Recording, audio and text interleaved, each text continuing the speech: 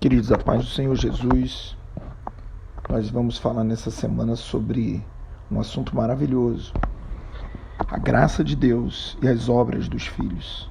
Esse assunto é tremendo, particularmente eu amo falar disso, porque entender isso traz leveza para a nossa vida, traz o cumprimento da carreira com alegria, com descanso, e faz realmente que a gente flua no Senhor, com o coração rasgado diante da presença do Senhor e atuante como sal da terra, como luz do mundo.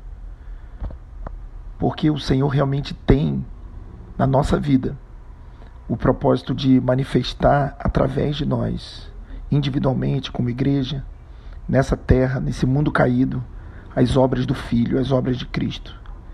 Como tem se falado esses dias sobre graça de Deus? E muito tem se falado sobre isso. E realmente não há mérito algum no homem. Paulo diz, na minha carne não habita bem algum. Romanos 7,18. O homem natural é totalmente incapaz de alcançar a salvação por méritos próprios. Nada que o homem faça pode fazê-lo chegar diante do Senhor. É Deus quem se aproxima de nós e não o contrário. Mas então isso significa que a gente não precisa fazer absolutamente mais nada? Não. A questão aqui é que quando se inverte a ordem, realmente nós começamos a entrar em problemas.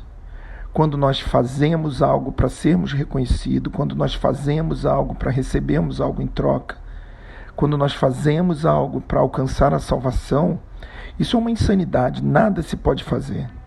A graça nos é dada sem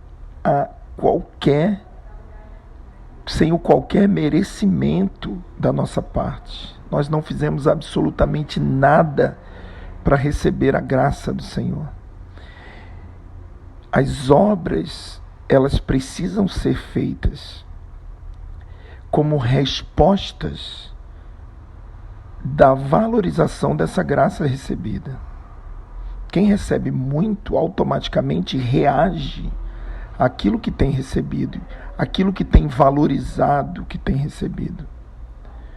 Quantos com dificuldades absurdas, irmãos, hoje em realizar qualquer coisa para Deus? Tudo é difícil, tudo cansa, tudo é custoso, tudo dói. Realmente nós não conseguimos compreender essa realidade, porque se realmente nós temos recebido dele, nós devemos devolver a ele. E se nós não temos recebido dele, realmente nós não podemos devolver nada a ele, muito menos aos outros. Mas se nós dizemos que recebemos do Senhor, como que nós podemos reter em nós mesmos aquilo que a gente diz que recebeu do Senhor? Como podemos não dar aquilo que recebemos? Quando nós vemos como viveram os apóstolos, eles diziam, eu não posso deixar de falar do que eu tenho visto e ouvido. Ou seja, mesmo em face da morte, mesmo em face dos perigos, eles não podiam deixar de falar, porque era impossível reter aquilo que eles estavam recebendo. Assim foi Pedro, assim foi Paulo, assim foi João, assim foi Estevão. Assim foram todos aqueles de Hebreus 11 que não amaram a sua própria vida. Assim foi Davi quando disse que eu não posso dar nada a Deus, mas o que eu dou, na verdade é fruto de uma devolução daquilo que o Senhor já havia me dado. Isso é maravilhoso, queridos. Eu oro ao Senhor para que a gente compreenda essa realidade e a gente consiga entrar nesse ambiente, nesse lugar de equilíbrio. Se por um lado é errado atribuir qualquer mérito e qualquer ação da parte do homem à nossa salvação, por outro é igualmente errado achar que diante da graça recebida, a gente não precise responder a ela com a entrega total das nossas vidas. Efésios 2,8 diz que pela graça sois salvos mediante a fé, e isso não vem de vós, é um dom de Deus. O versículo 9 diz, não vem das obras, para que vocês não se gloriem. No entanto, no versículo 10, ele diz que nós somos o seu poema, nós somos a sua obra-prima, feitos desde a eternidade para andar nas obras que Ele já preparou para nós.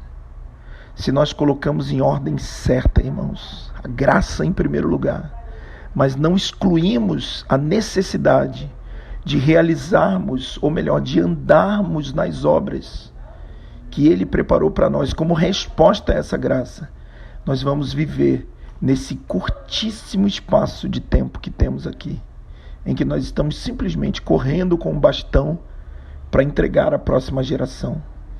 Nós vamos ver a plenitude da vontade do Pai. Eu oro para que possamos compreender essa realidade. Eu oro para que possamos sair desses dois extremos perigosos, os extremos do mérito. Quantos lugares dê para receber em volta? Dê para Deus que Deus vai te dar 10 vezes mais. Quanto absurdo, irmãos. Será que é assim que Deus trabalha? Não, isso não é graça. A mão de Deus não é movida por uma ação nossa. A mão de Deus se moveu sem que nós fizéssemos absolutamente nada. No entanto, são as nossas mãos agora que precisam se mover em resposta às suas mãos que já se moveram a favor de nós. Um extremo terrível é a gente valorizar o mérito das nossas ações. E o outro extremo, igualmente terrível, é nós cruzarmos os braços diante de uma graça tão maravilhosa. Se o Senhor expressou essa graça nas nossas vidas, nós devemos expressar essa graça através das nossas vidas ao Senhor e ao mundo. Que você possa entender e achar nesse tempo esse equilíbrio para a glória do nome do Senhor Jesus e para que você viva o seu propósito, para que você encontre o seu lugar nesse curto espaço de tempo que é a nossa terra, que é a nossa vida terrena. Deus te abençoe. Amém.